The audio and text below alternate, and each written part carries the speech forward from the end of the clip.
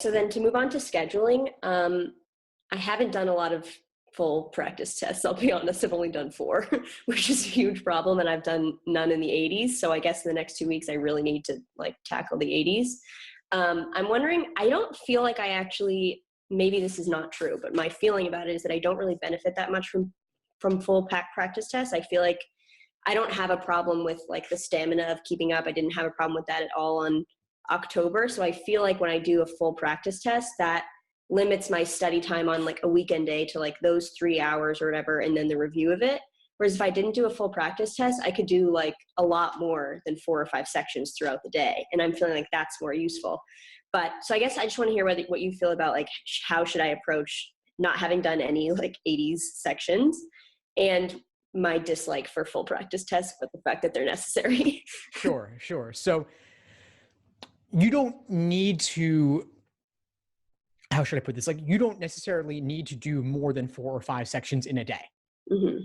Like, yes, if you were doing individual sections with a break after every single one, maybe you could do 8, maybe you could do 10.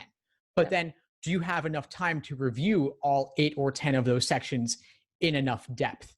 Mm-hmm. To me, the value of doing this material is primarily in getting things wrong or having difficulty with things so that your review is targeted to exactly what you need to be working on. Mm-hmm.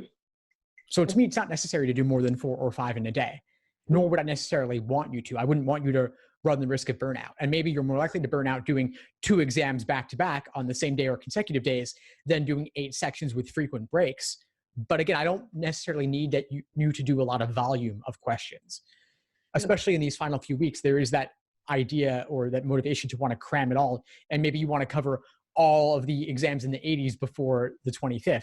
That's not going to happen. But it doesn't need to. Yeah. I would say a compromise might be a good approach where you do 1 timed exam per week. Mm-hmm. And then the rest of the week, you're doing individual sections or drilling questions by type, and then of course reviewing everything. Okay, so that will mean like 3 or 4 practice tests about. If you had to pick which number PTs you think I should do you have like which ones you think would be best? Yeah, I would actually say do the ones, do all the even numbered ones and save the odd numbered ones for a potential retake. Thanks for tuning into the show. Please subscribe if you haven't done so already to be notified of new episodes as I release them. And feel free to reach out if you need anything at all as you move forward with your prep. I'm happy to help however I can. In the meantime, I'll wish you all the best and take care.